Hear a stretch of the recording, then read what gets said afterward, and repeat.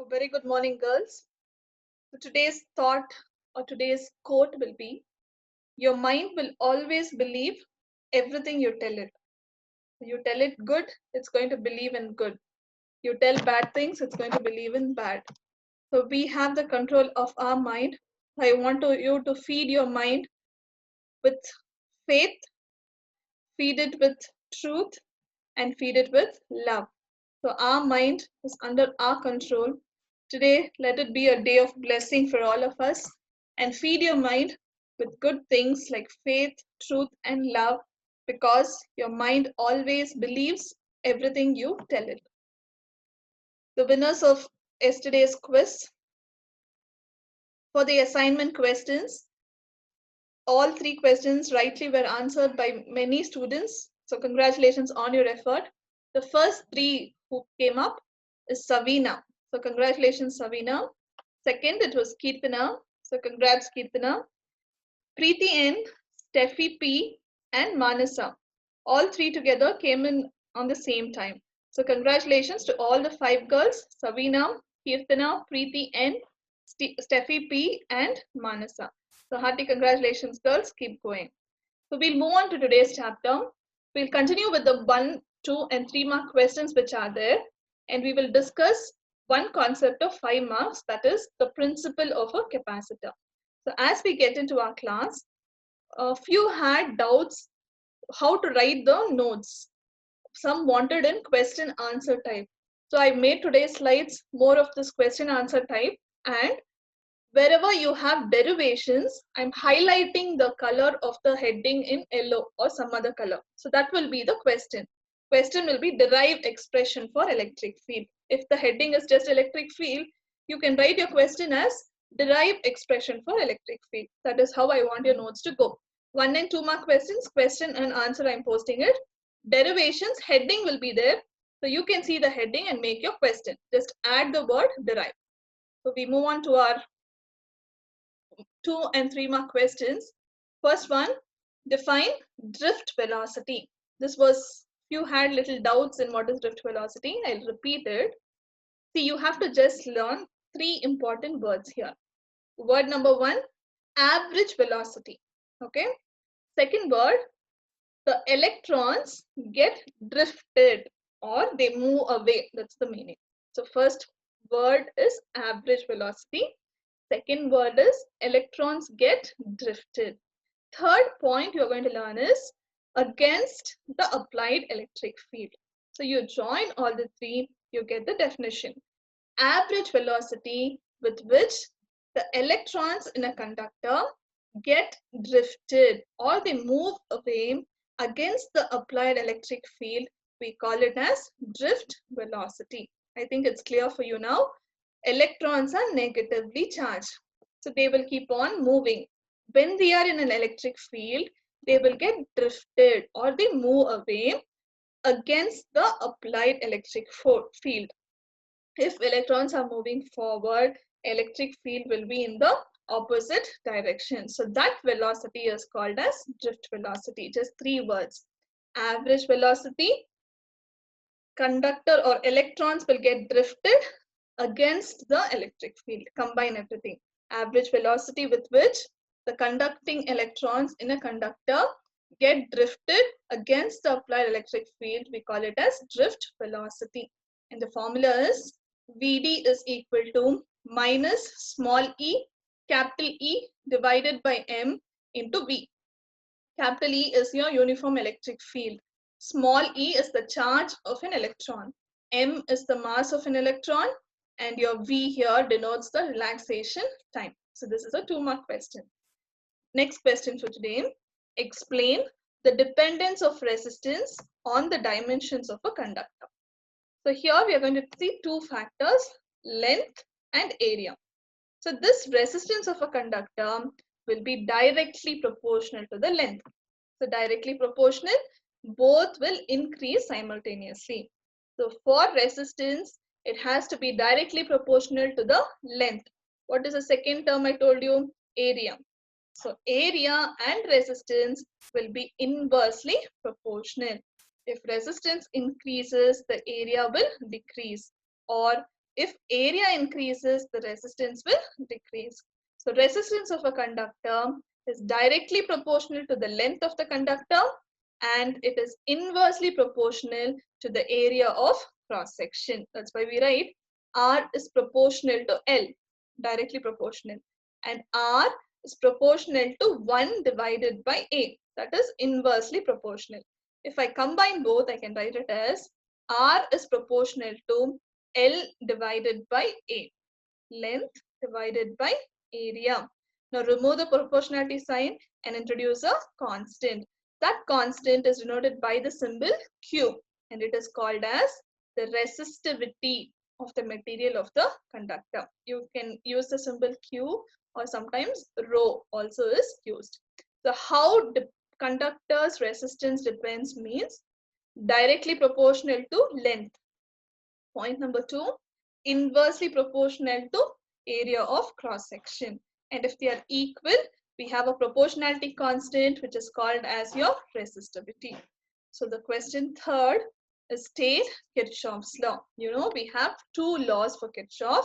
The first law is the sum of the current entering the junction or the node will be equal to the sum of the current leaving the node. That's question number 1. We've already discussed this. Second law, in any closed loop, the algebraic sum of the changes in potential of the consisting cell and resistance will be 0. That's one statement. Or in any closed loop, the algebraic sum of the product of current and resistance will be equal to the algebraic sum of the EMF. Instead of EMF, we are using the term potential here. Okay, so you can write it in both the ways, whatever we have written first, or you want a short statement, this is given here. I'm repeating second law. In any closed loop, the algebraic sum of the product of current and resistance will be equal to the algebraic sum of the EMF of your network. So this is Kirchhoff's first law and Kirchhoff's second law. What is your next question? What are the applications of your potentiometer? So potentiometer, the next application is, you have two applications. First one, it is used to compare the EMF of the two cells. EMF full form, you know, it is electromotive force. And second point, it is used to determine the internal resistance of your cell. So point number 1, it is used to compare the EMF. Point number 2, it is used to determine your internal resistance of your cell. So when we talk about the applications, two factors keep in mind. One is EMF, second one is internal resistance of your cell. So we have done with 4 questions. Next question is state and explain Ohm's law. So Ohm's law, just one statement for you. The current through a conductor will be directly proportional to the potential difference. That is, V equals I into R across the ends of the conductor, provided temperature and other physical conditions remain the same. So this law, I think you are clear. Ohm's law you should learn up, Kirchhoff's law you should learn. Ohm's law is the current through a conductor is directly proportional to the potential difference across the ends of the conductor, provided temperature and other physical conditions remain the same. Mathematically, current is proportional to potential difference means I is proportional to V. I is current, V is potential difference, or V can be proportional to I. So when you equate it, V is equal to I into R, where R is the resistance of your conductor. This is the statement for your Ohm's law. Now this statement for Ohm's law has certain limitations. I want you to concentrate. Ohm's law is not applicable where it is not used. First, at very low and very high temperatures. Fix this in your mind clearly. Very high temperature or very low temperature, Ohm's law is not valid. The second point, Ohm's law is not applicable for non-ohmic devices. Non-ohmic devices are devices which do not obey Ohm's law. So this Ohm's law is not applicable for non-ohmic devices such as semiconductors, transistors, discharge tubes, and superconductors. The semi and superconductors you can learn together. Semiconductors and superconductors. Then you have transistors.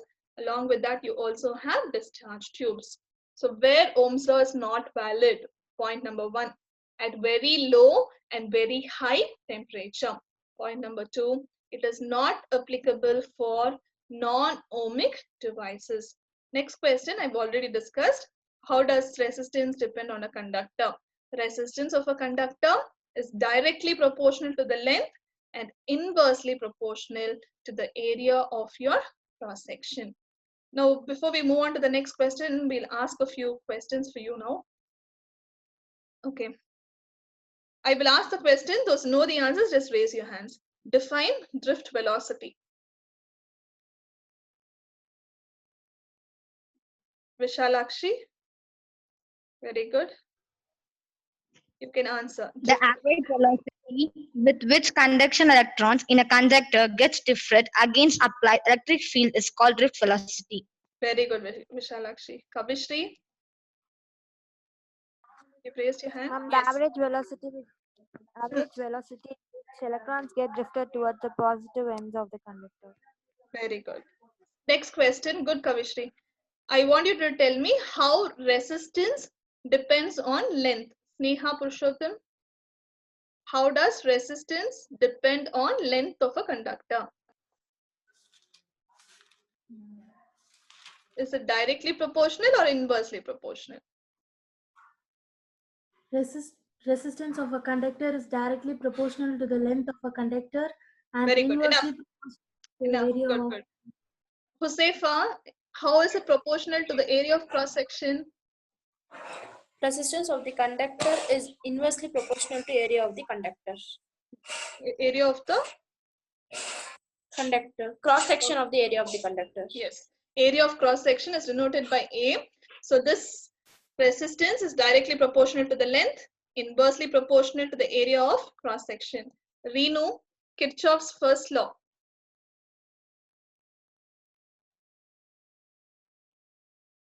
Dhanlakshmi, Kirchhoff's first law.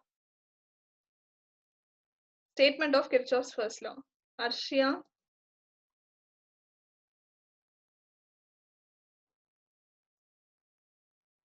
Kirtana.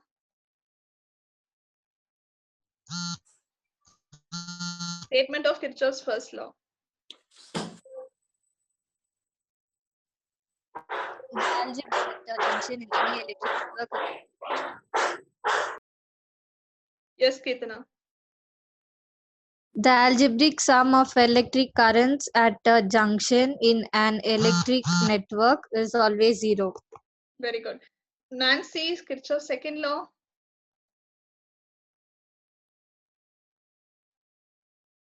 Kirchhoff's second law. In any closed circuit, Yes. the algebraic sum of the product of current and resistance is equal to the sum of EMF.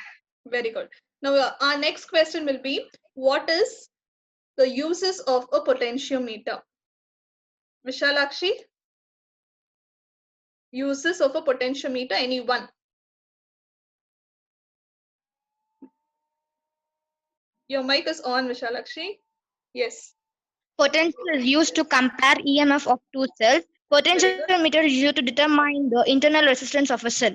Very good. So both the uses she is told, one is to compare the EMF, second one, it is used to study the internal resistance of the cell. Next question, what is Ohm's law? Dhanlakshmi, what is Ohm's law? The current flow into a conductor is directly proportional to the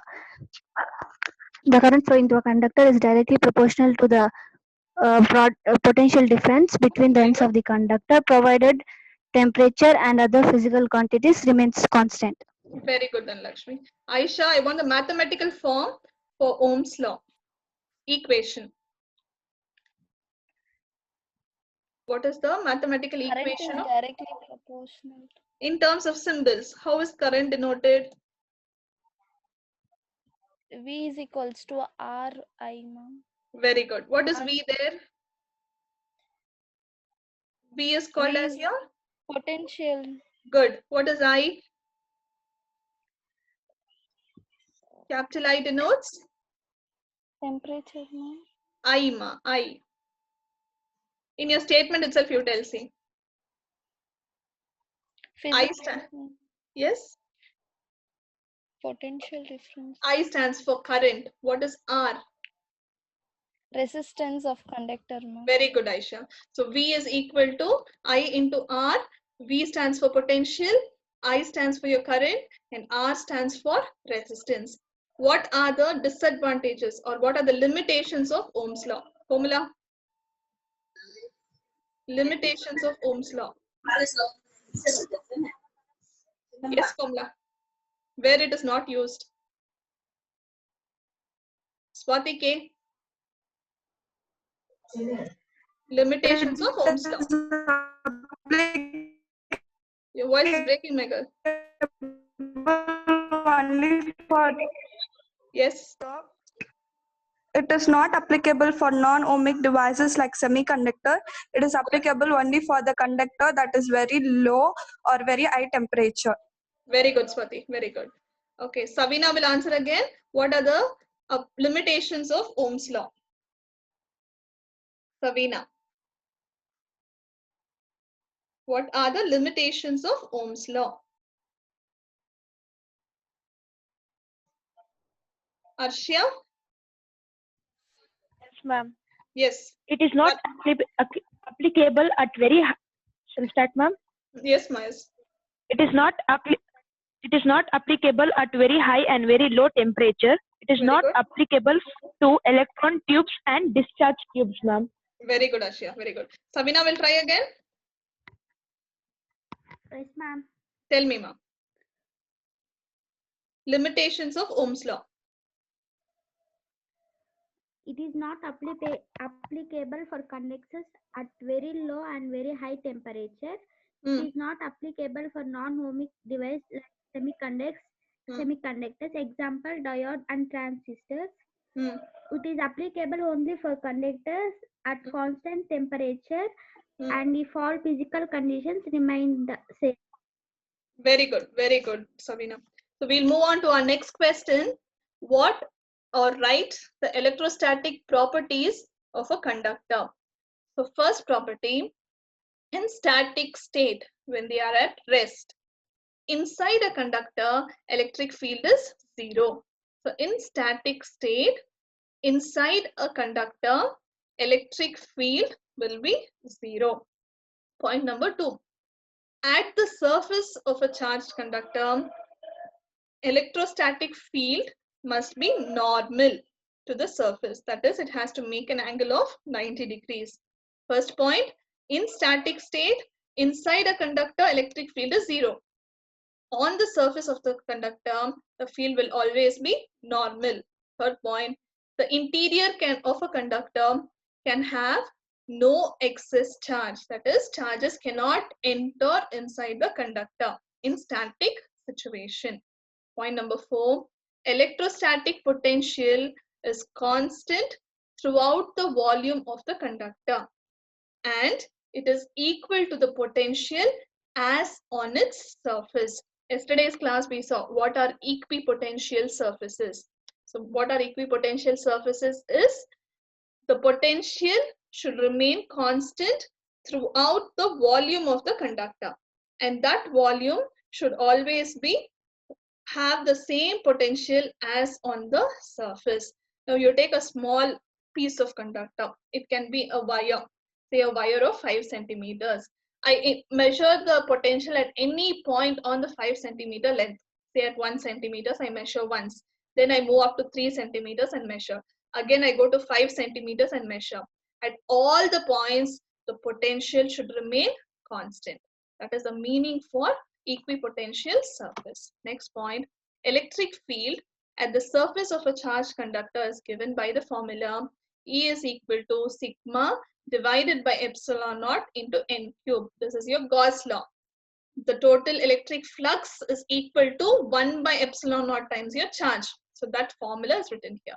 Now, what is electrostatic shielding? Mark it as an important 2-mark question. The cavity inside a conductor, cavity is an empty space, will be shielded, will be protected from outside electrical influence, so that the electric field inside the cavity is always zero. See, inside a conductor, now you know you have a vessel, you have a tumbler. So inside the tumbler, if you pour water, it gets filled up. Or if you put a lid on it and cover it, can you pour water into it? So what will happen? The empty tumbler will remain empty if a plate is put on top. That plate on top is nothing but your shielding. So the cavity or the empty space inside the conductor will be shielded from outside electric influence, so that the electric field inside the cavity is always zero. This is called as electrostatic shielding. I think it is clear for you. Any vessel which is empty, if I put a covering on top and close it, nothing from outside can enter. Same thing happens between a conductor and the cavity, the electric field from outside. So if you take a conductor and it is having a cavity inside, it will be shielded from the outside influence, so that electric field inside the cavity should always be zero. That is called as your electrostatic shielding. I want you to learn up that answer. Very important 2-mark question. Next question, mention the factors on which capacitance of a parallel plate capacitor depends. First one, capacitance of a parallel plate capacitor will depend on area of the plates of the capacitor. See, yesterday you saw 2 parallel lines. Those 2 parallel lines are nothing but the plates. So it depends on the area of the plates. Second point, the dielectric constant of the medium between the plates. See, between the 2 plates, I can have air as one medium, or we can introduce some other material.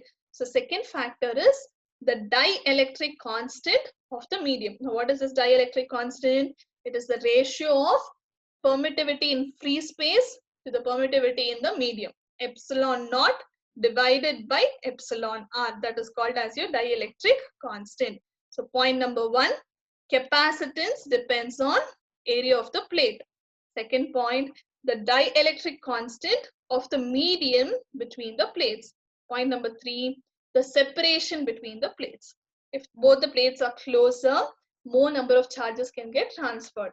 If the separation of the plates is bigger or larger, less number of charges can get transferred. The 3 factors on which your capacitance depends. 1, area of the plate. Second, dielectric constant of the medium between the plates. Third point, the separation between the plates. And you can see the symbol, area of the plates is capital A, dielectric constant is K, or we can write it as epsilon r, and the separation between the plates. I want Juliana to answer. What are the factors on which electrostatic capacitance of a parallel plate capacitor depends? Juliana, you can unmute and answer. Lahari.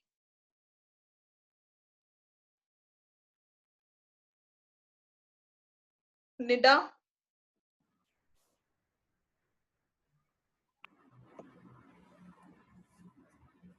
I don't want the same girls to answer. I want everybody to participate.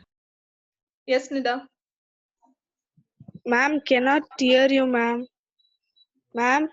Yes. Check with your signal. Ma'am? Can you hear now? Are you able to hear? Okay, Reenu has raised her hand. Yes, Reenu. Factors on which capacitance depends. Capacitance depends upon area of the plates of the capacitor, dielectric constant of the medium between the plates, and separation between the plates. Very good, Reenu. Jennifer has raised her hand. Thank you. You can answer, Jennifer. Factors on which area depends. Factors on which the distance of the medium between plate and separation between the plates. Okay, very good, Jennifer. Josefa, Vishalakshi, Kavishi, and Jennifer also raised up. Since I've asked you already, we will give chance for those who are not answering. Very good. Anybody else wants to answer? Okay, we'll move on to our next question. Next question is, what are polar and non-polar molecules? Give examples. Polar, Earth has two poles, North Pole and South Pole. So polar means always two things should be there. One should be positive, other one should be negative. Now what are polar molecules? Molecules in which the centers of positive and negative charge concentration are separated by a small distance. Now if I have one side positive and one side negative, there should be some gap between them. Then only we can identify one side is positive and the other side is negative. So molecules in which centers of positive and negative charge concentration are separated by a small distance, we call them as polar molecules. Example, NH2, nitrogen and hydrogen. Or we'll take a simple example of water. What is the composition of water? H2O. So you know very well, we have two atoms of hydrogen and one atom of oxygen. H is positive there and O is negative, and both are separated. So that becomes an example for polar molecule. Next example is CO. C stands for carbon, O stands for oxygen. Since single compound of oxygen is there, we call it as carbon monoxide. Again there, C becomes plus, O becomes minus. So between the two atoms, if the centers of positive and negative are separated by a distance, then we call them as polar molecules. Check your next question. Non-polar molecules. In non-polar molecules, the centers of positive and negative charge distribution coincide, meaning one on top of the other. Both will be the same. Positive charge center and negative charge center will be common. There we cannot separate as plus and minus because both are coinciding or both are at a common point. They will not have permanent dipole moment. Example, O2. O2 means what? Oxygen has a diatomic compound because we are writing it as O2. Can I separate O and O? One will be positive there and one will be negative, but both will be common. So that's an example for non-polar. If the centers of positive and negative coincide or they are the same, then we cannot separate plus and minus. Such molecules are called as non-polar. Example, oxygen O2, N2, nitrogen molecule, H2, hydrogen molecule, and carbon dioxide. Be clear, carbon monoxide is polar. Carbon dioxide is a non-polar molecule. For carbon and for oxygen, they will have a common center if it is carbon dioxide. I think I'm clear. Polar molecules, both the centers of positive and negative will be separated by a small distance and they have permanent dipole. Non-polar, centers of positive and negative coincide and they do not have permanent dipole moment. Next question, mention the expression for capacitance of parallel plate capacitor. So your formula is C equals epsilon naught A and D. Last question, what are the factors on which it depends was your question. So you can write it from this formula. A is area of cross section, epsilon naught is your permittivity constant, D is the distance between the plates. So keeping this formula, we can write on what factors it depends. See, it is directly proportional to area and permittivity, and it is inversely proportional to the distance between the plates. So by heart of this formula, capacitance of parallel plate capacitor C equals epsilon naught A divided by D. What are the uses of these capacitors? Point number one, to store electric charges. Capacitors are used to store electric charges. Second point, they are used to store electric potential energy. So store itself two words. First word is electric charges. Second word is electrical potential energy.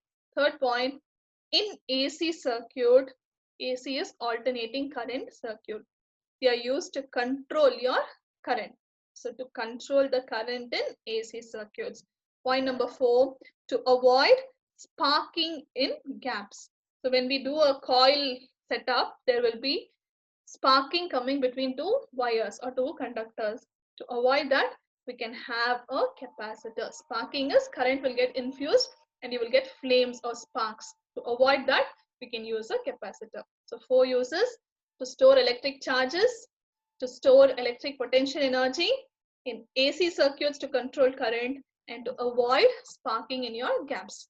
So I told you we'll see one 5-mark question. So this is the principle of your capacitance. Observe clearly. We'll go step by step. I'm having 2 plates for my capacitor. First plate is A, which is positively charged, and the second plate is B, which is neutral. There are no charges on the plate B. So plate A is positively charged and B is neutral, meaning no charges. The total potential of the system for both the plates will be denoted with the symbol V. Now observe, when a neutral plate B is brought near A, charges will be induced on B such that the side near to A will be negative and the other side will be positive. Now what principle works here is mutual induction. Two objects need not come in contact. When they are brought closer to each other, charges get transferred from one plate to the other plate. That is called as your mutual induction. So here also plate A is positive, plate B is neutral. Step 2, I am bringing the neutral plate B towards the plate A. Just observe what happens. See, the point B is brought closer to A. Then what happens? Charges should get transferred from A to B.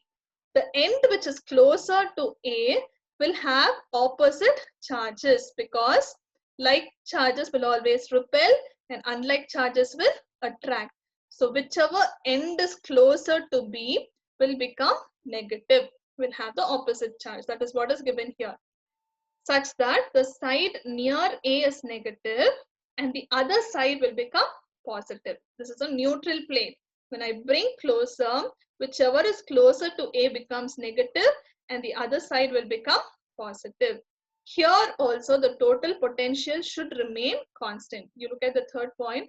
The potential of the system of A and B in step 1 and 2 remains the same, because the potential due to positive and negative charges on B cancel out. Here on A, both are positive, whereas on B, one is positive and one is negative. So they will cancel out and we will have the same potential as in step 1 and step 2. When the farther side of B is earthed, look at your diagram, I'm earthing it, I'm connecting it to the ground. What will happen? All the positive charges will go up to the ground. You can see the positive charges are like this. When I earth it or connect it to the earth, automatically all the positive charges will come down to the earth and it will be left only with the negative charges. So automatically your potential has to decrease. Now the net potential of the system decreases due to the sum of positive potential on A and negative potential on B. Earlier both were equal.